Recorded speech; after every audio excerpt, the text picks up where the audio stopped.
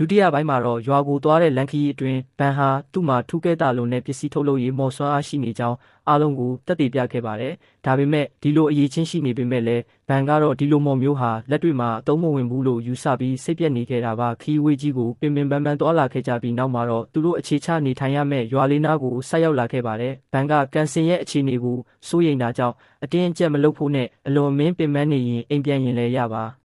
ါတဲလို့အာနာနာနဲ့ပြောခဲ့တယ်လို့အကိုဖြစ်သူမာစီယာစီမှာအကူညီတောင်းရင်လည်းကူညီပေးလိမ့်မယ်လို့ဆိုခဲ့ပါတယ်။ဒါပေမဲ့ကန်ဆင်ကတော့သူ့ဘဝရဲ့လက်ကျန်ချိန်တွေကိုဘန်ရဲ့ဘေးမှာပဲကုန်ဆုံးစေတော့မယ်လို့ခိုင်ခိုင်မာမာကတိပေးခဲ့တာကြောင့်ဘန်ဟာရှက်ကန်ဖြစ်သွားခဲ့ရပြီးဒီစကားတွေကလက်ထက်ခွင့်တောင်းတာနဲ့တူနေမလားလို့တောင်တွေးမိသွားခဲ့ပါတယ်။ကန်ဆင်ကတော့ချက်ချင်းပဲဘန်ကိုချစ်မြတ်နိုးကြောင်းပွင့်လင်းလင်းပြောဆိုခဲ့ပေမဲ့ဘန်ကတော့ဒီအခြေအနေကိုလစ်လျူရှုပြီးခီးဆက်ခဲ့ပါတယ်။ဒါပေမဲ့ဘာတတိပေးချက်မှမရှိပဲသူတို့စီးလာတဲ့မြင်းလဲဟာရုတ်တရက်ရပ်တန့်သွားခဲ့ပြီးရှေ့ကိုကြည့်လိုက်တဲ့အခါမှာတော့ရွာလေးဟာပြင်းထန်တဲ့အကြက်တဲနဲ့ရင်ဆိုင်နေရပြီးတိုက်ခိုက်ခံနေရတာကိုတွေ့လိုက်ရပါတယ်။ဘန်ဟာရွာကိုပြန်လည်သိမ်းပိုက်ဖို့အတွက်မဟာဗျူဟာချမှတ်ဖို့လူတိုင်းကိုချက်ချင်းစုစည်းလိုက်ပါတယ်။ဒီကတော့တိုက်ခိုက်သူတွေဟာဓာပြတွေဖြစ်နိုင်တယ်လို့ခန့်မှန်းခဲ့ပါတယ်။ရွာရဲ့အရက်မျက်နှာအနှံ့မှာလေးတယ်တော်တွေဝိုင်းထားတာကိုဘန်ကသတိပြုမိပေမဲ့ထူးဆန်းတာကတော့သူတို့ရဲ့မြားတွေဟာဘာကျိုးသက်ရောက်မှုမှမရှိတာပဲဖြစ်ပါတယ်။ရွာတကားနားမှာရန်သူအုပ်စုကြီးစုဝေးနေပြီးရွာသားတွေကတော့ပုံကွယ်နေကြရပါတယ်။အခြေအနေကိုတွက်ချက်ကြည့်တဲ့အခါရန်သူအင်အား90ခန့်ရှိတာကြောင့်သူတို့အဖွဲ့ထက်အစပေါင်းများစွာတာလွန်နေတာကိုဘန်ကသိလိုက်ပါတယ်။ဒီကတော့အားလုံးပူပေါင်းရင်အောင်နိုင်ခြေရှိတာကြောင့်ရန်သူကိုတိုက်ရိုက်ရင်ဆိုင်ဖို့အကြံပြုခဲ့ပါတယ်။စုံစားသူအော်တိုကတော့လူအင်အားမမျှတာကြောင့်တိုက်ခိုက်ရမှာကိုစိုးရိမ်ကြောင်းပြောခဲ့ပါတယ်။ဒီကတော့အန္တရာယ်ရှိတာကိုသိပေမဲ့သူဟာရှေ့တန်းမှာအကြိမ်ကြိမ်တိုက်ပွဲဝင်ခဲ့ဘူးသူမှုအထိခိုက်ဆိုတာရှောင်လွှဲလို့မရမှန်းနားလည်ထားပါတယ်။ဒါပေမဲ့လည်းရန်သူကိုအောင်နိုင်မဲ့နည်းလမ်းရှိတယ်လို့သူကယုံကြည်နေတာပါ။အော်တိုကတော့သူတို့ရဲ့စာချုပ်ဟာမြို့အထိလိုက်ပို့ဖို့ပဲဖြစ်တာကြောင့်သူတို့အဖွဲ့ကိုအသက်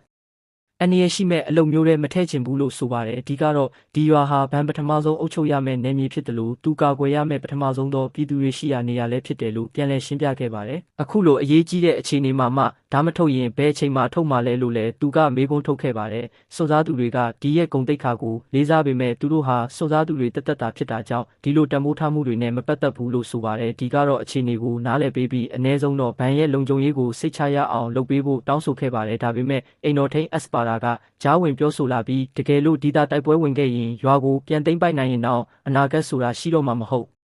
်ဘူးလို့ဆိုပါတယ်။သူဟာအသက်ကြီးပြီဆိုပေမဲ့ဓာတ်ကြီးလေးပါးလုံးကိုအသုံးပြုနိုင်တဲ့မော်ဆရာကြီးတစ်ယောက်ဖြစ်ကြောင်းထုတ်ဖော်ပြောဆိုလိုက်ပါတယ်။သူကအစီအစဉ်တစ်ခုချမှတ်ပေးခဲ့ပြီးသူကအရင်ဆုံးကာကွယ်ရေးတိုင်းဖန်တီးပေးထားချိန်မှာစုံစားသူတွေကအနောက်ကနေလှမ်းပြီးတိုက်ခိုက်ကြဖို့ပါရန်သူတွေကအဲ့ဒီတိုင်းကိုအာယုံရောက်နေချိန်မှာဒီနဲ့သူ့လူတွေကဘေးဘက်ကနေအလစ်ငိုက်ဝင်တိုက်မယ်ဆိုရင်အောင်နိုင်ခြေပိုများလိမ့်မယ်လို့ဆိုပါတယ်။ဘန်ကအိမ်တော်ထိန်ကြီးပါတိုက်ခိုက်မှလာလို့မေးတဲ့အခါအိမ်တော်ထိန်ကသူကရန်သူတွေကိုမျှခေါ်တဲ့အပိုင်းကနေပါဝင်ရမှာဖြစ်ကြောင်းမဟုတ်ရင်ဒီတို့အဖွဲ့ဟာအလကားအသက်ပေးရလိမ့်မယ်လို့ဆိုပါတယ်။ဘန်ကသူ့အိမ်တော်ထိန်ကိုအဆုံးရှုံးမခံနိုင်ဘူးလို့ညင်းဆိုပေမဲ့အိမ်တော်ထိန်ကတော့သူ့ရဲ့အိုမင်းနေတဲ့မျက်လုံးတွေဟာတန်မိုးရှိနေပါသေးတယ်လို့ဆိုကာသူ့ဆန္ဒကိုလေးစားဖို့ဘန်ကိုတောင်းဆိုခဲ့ပါတယ်။ဘန်ကထပ်မံကန့်ကွက်ပြီးအိမ်တော်ထိန်ကြီးဟာမိသားစုအတွက်နှစ်ပေါင်းများစွာအမှုထမ်းခဲ့တာကိုသတိပေးခဲ့တယ်လို့ဒီကိုလည်းမလိုအပ်ပဲအန္တရာယ်မယူဖို့သူတို့နှစ်ယောက်လုံးဟာဒီနယ်မြေရဲ့အနာဂတ်အတွက်မရှိမဖြစ်လိုအပ်သူတွေဖြစ်တယ်လို့ပြောဆိုခဲ့ပါတယ်။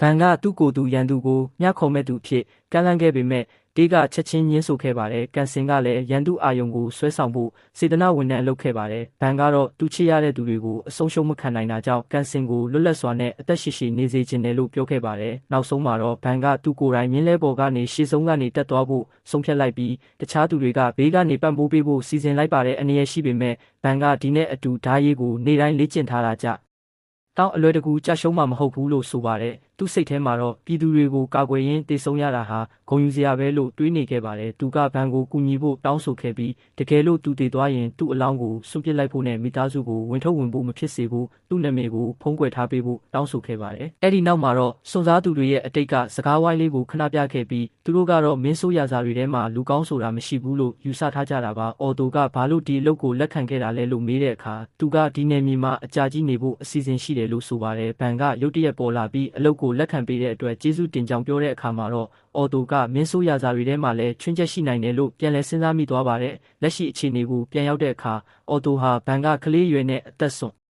ဖို့ပြင်နေတာကိုမြင်ပြီးသူ့ဘေးမှာရက်တီဖို့ဆုံးဖြတ်လိုက်ပါတယ်။သူ့အဖော်တွေကလည်းမင်းဆိုးရစာတွေကိုအမြဲလောင်ပြောင်ခဲ့ကြပေမဲ့ဘန်လိုမျိုးလူတိုင်းရဲ့နာမည်ကိုမှတ်မိပေးတဲ့သူမျိုးတစ်ခါမှမစုံဘူးတာကြောင့်ဘန်ကိုယုံကြည်ဖို့ဆုံးဖြတ်ခဲ့ကြပါတယ်။ဒီကလည်းဘန်ကိုကာကွယ်တာဟာမာကစ်မီသားစုရဲ့အနာဂတ်ကိုကာကွယ်တာနဲ့အတူတူပဲလို့ယုံကြည်ပြီးတိုက်ပွဲဝင်ဖို့ဆုံးဖြတ်လိုက်ပါတယ်။အိမ်တော်ထင်းကြီးကလည်းဘန်ကိုနယ်မြေအုပ်ချုပ်သူတယောက်အနေနဲ့သူ့ရဲ့တာဝန်ဝတ္တရားကိုနားလည်ဖို့နဲ့မစင်မချင်မလုပ်ဖို့တတိပေးရင်း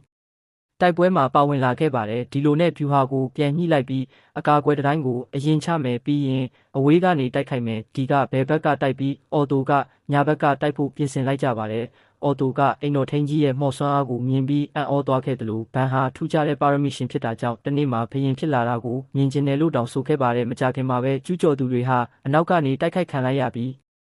တယောက်ပြီးတယောက်ကြဆုံးကုန်ပါတယ်သူတို့တွေဇဝေဇဝါဖြစ်နေချိန်မှာပဲဒီကအရှိန်ဟုန်နဲ့တက်လာပြီးရန်သူတွေကိုအလွယ်တကူနှိမ်နင်းလိုက်ပါတယ်သူ့ရဲ့စွမ်းအားတွေကြောင့်ရန်သူအချို့ထွက်ပြေးကုန်ကြပါတယ်ရန်သူတယောက်ကပံ့ပိုးပေးနေတဲ့အဖွဲ့ကိုတိုက်ခိုက်ဖို့ကြိုးစားပြီးပလူရီရဲ့ကိုဒဏ်ရာရအောင်လုပ်ဖို့ပြင်ပေမဲ့ဘန်ကကြားဝင်ပြီးရန်သူခြေထောက်တွေကိုပိုင်းဖြတ်လိုက်ကကန်စင်ကအဆုံးသက်တိုက်ခိုက်လိုက်ပါတယ်အနီးအနားမှာရန်သူတွေရှိနေနိုင်သေးတာကြောင့်အားလုံးကိုတတိထားဖို့ဘန်ကတတိပေးခဲ့ပါတယ်ပလူရီရဲ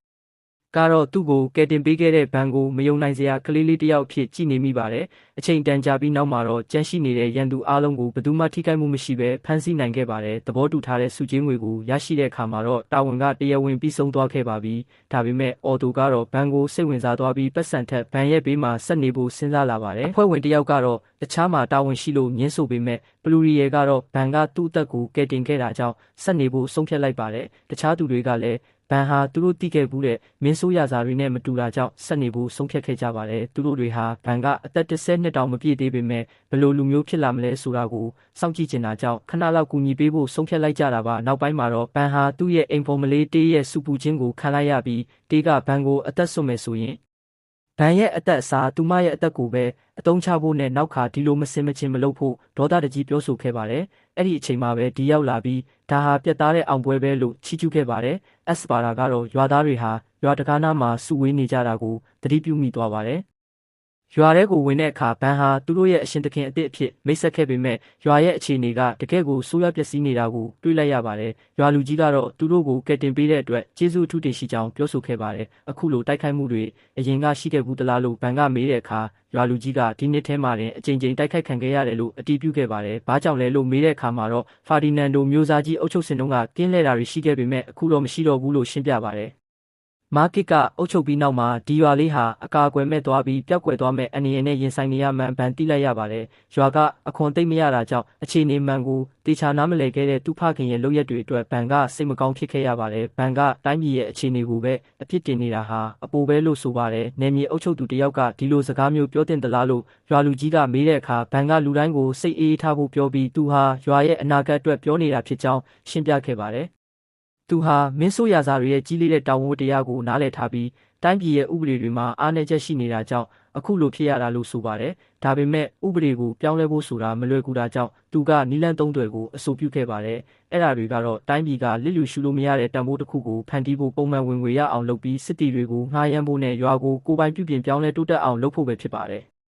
ရွာသားတယောက်ကတော့အရင်ကလည်းစူးစမ်းခဲ့မှုပေမဲ့အလွန်ခက်ခဲတယ်လို့ဆိုပါတယ်။ဘန်ကတော့ဒါကိုနားလည်ပေးပေမဲ့သူ့ရဲ့ပြည်သူတွေကိုငှက်ပြတ်မခံနိုင်ဘူးလို့ပြက်ပြက်တသားပြောဆိုခဲ့ပါတယ်။မျောလင်းချက်နဲနေချိန်မှာအက်စပါရာကရှေ့ထွက်လာပြီးသူဟာမာကစ်ဖာတီယိုရဲ့အိမ်တော်ထိန်းဟောင်းဖြစ်ကြောင်းဘန်ဟာအသက်8နှစ်နဲ့တင်အုပ်ချုပ်သူအဖြစ်ခန့်အပ်ခံရတဲ့ပါရမီရှင်ဖြစ်ကြောင်းနဲ့ဒီကိုရွာဆောင်တဲ့အဖြစ်ခံထားကြောင်းရှင်းပြတဲ့အခါမှာတော့ရွာသားတွေဟာမျောလင်းချက်ရလာကြပါတော့တယ်။ဘန်ကအခွန်ကိုလည်း30%ကနေ10%အထိလျှော့ချပေးခဲ့တာကြောင့်ရွာသားတွေအလွန်ဝမ်းသာသွားကြပါတယ်။ဘန်ကပထမဆုံးခြေလှမ်းအနေနဲ့ရွာတိုင်းတွေကိုပြန်လည်ခိုင်ခန့်အောင်လုပ်ဖို့ကြေညာခဲ့ပြီးအက်စပါဒါကိုအကူအညီတောင်းခဲ့ပါတယ်။အက်စပါရာကမြေမော်ကိုတုံးပြီးတိုင်းကိုစောက်ပေးခဲ့တာကြောင့်အားလုံးအံ့ဩသွားကြပါတယ်။နောက်ပိုင်းမှာဘန်ဟာသူ့ရဲ့ပစ္စည်းထုတ်လုပ်ရေးမော်ကိုစမ်းသပ်ရမှာအလွန်ခိုင်ခန့်တဲ့အရာတစ်ခုကိုဖန်တီးနိုင်ခဲ့ပြီးအော်တိုကဓာတ်နဲ့ခုတ်ကြည့်ပေမဲ့မပြတ်တာကြောင့်အက်စပါရာကအံ့ဩသွားခဲ့ရပါတယ်။အဲ့ဒီညမှာဘန်ကသူ့ရဲ့မော်ဆွမ်းအားဟာကန့်သက်ချက်မရှိသလိုခံစားရကြောင်းပြောပြခဲ့ပါတယ်။နောက်တစ်နေ့မှာတော့ဘန်ဟာအိမ်တစ်လုံးစောက်ဖို့ဆုံးဖြတ်လိုက်ပြီးအနာဂတ်မှာပွဲတော်တွေကျင်းပဖို့ပါစိတ